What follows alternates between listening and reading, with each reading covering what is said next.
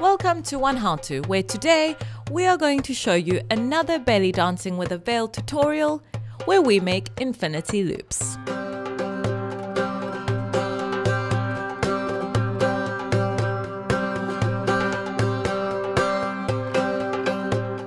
To do this movement, in this case, we start in this position with our weight on the right leg.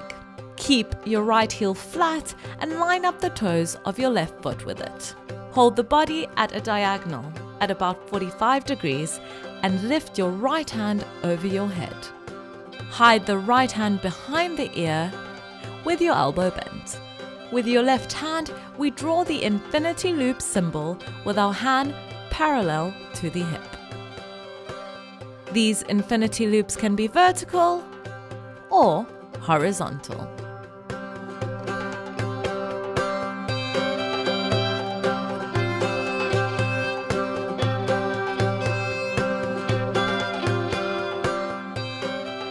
It's important to visualize the infinity symbol in your mind. There are two circles which come together in the middle like this.